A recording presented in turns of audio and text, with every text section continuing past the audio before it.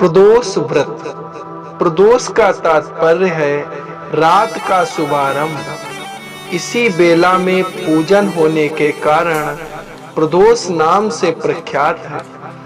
प्रत्येक पक्ष की त्रयोदशी को होने वाला यह व्रत संतान कामना प्रदान है।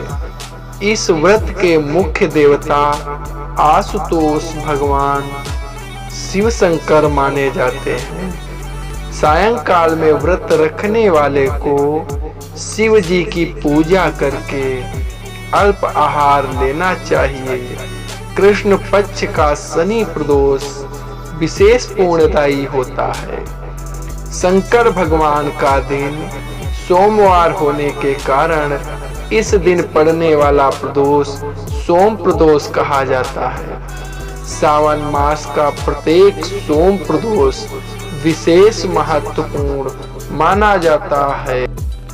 कार्तिक माह के शुक्ल पक्ष की त्रयोदशी तिथि की शुरुआत 24 नवंबर दिन शुक्रवार को शाम 7:06 पर हो रही है। अगले दिन 25 नवंबर दिन शनिवार को शाम 5:22 पर इसका समापन होगा। प्रदोष व्रत की पूजा शाम के समय की जाती है, इसलिए नवंबर का अंतिम प्रदोष व्रत 24 नवंबर को ही रखा जाएगा। प्रदोष व्रत की पूजा का मुहूर्त 24 नवंबर को प्रदोष व्रत की पूजा का शुभ मुहूर्त शाम 7:06 से लेकर 8:06 तक रहेगा। इस दिन आपको शिव पूजा के लिए 1 घंटे का समय प्राप्त हो रहा है। प्रदोष व्रत पूजा विधि।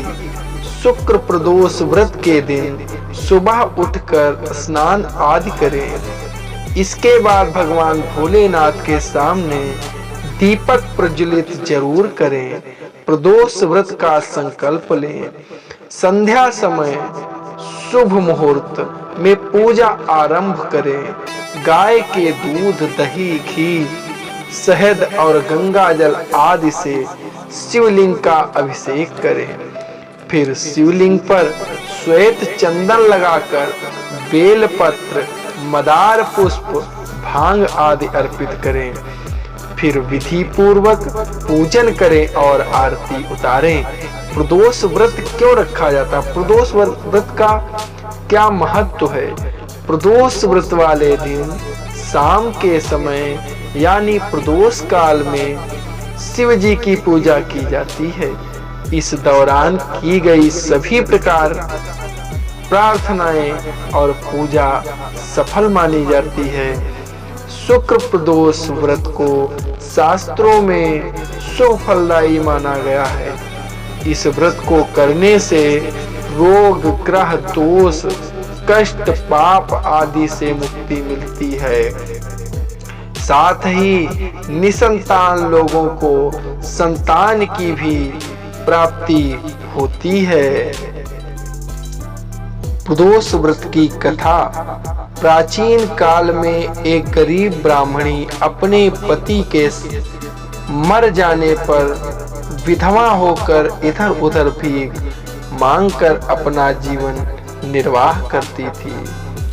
उसके एक पुत्र भी था, जिसको वह सवेरे अपने साथ लेकर घर से निकल जाती और सूर्य डूबने तक घर वापस आती। एक दिन उसकी भेंट विदर्भ देश के राजकुमार से हुई, जो अपने पिता की मृत्यु के कारण मारा मारा फिर रहा था। ब्राह्मणी को उसकी दशा देखकर उस पर दया आ गई। वह उसे अपने घर ले आई तथा प्रदोष व्रत करने लगी। एक दिन वह ब्राह्मणी दोनों बालकों को लेकर सांडिल्य ऋषि के आश्रम में गई और उनसे भगवान शंकर के पूजन की विधि जानकर घर लौट आई तथा प्रदोष व्रत करने लगी। एक दिन बालक वन में घूम रहे थे। वहां उन्होंने गंधर्व कन्याओं को क्रीड़ा करते देखा। ब्राह्मण कुमार तो घर लौट आया, किंतु राजकुमार एक गंधर्व कन्या से बातें करने लगा। उस कन्या का नाम अंशुमति था। उस दिन राजकुमार घर देरी से लौटा। दूसरे दिन राजकुमार फिर उसी जगह पहुंचा। यहाँ अंशुमति अपने माता पिता के साथ बैठी बातें कर रही थी। राजकुमार को देखकर अंशुमति के पिता ने कहा कि तुम विदर्भ नगर के राजकुमार हो और तुम्हारा नाम धर्मगुप्त है। भगवान शंकर की आज्ञा से हम अपनी कन्या अंशुमति का विवाह तुम्हारे साथ करेंगे। राजकुमार ने स्वीकृति दे दी और उसका विवाह अंशुमति के साथ हो गया। बाद में राजकुमार ने गंधर्वराज विद्रविक की विशाल सेना लेकर विदर्भ पर चढ़ाई कर दी। घमासान युद्ध हुआ। राजकुमार विजयी हुए और स्वयं पत्नी सहित वहां राज्य करने लगे।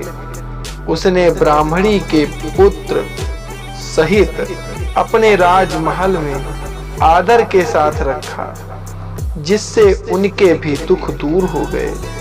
एक दिन अंशुमति ने राजकुमार से पूछा, यह सब कैसे हुआ? जब राजकुमार ने कहा कि यह सब प्रदोष व्रत के पुण्य का फल है, उसी दिन से प्रदोष व्रत का महत्व बढ़ गया। प्रेम से बोलो भोलेनाथ की जय हो। जय शिव शंभो।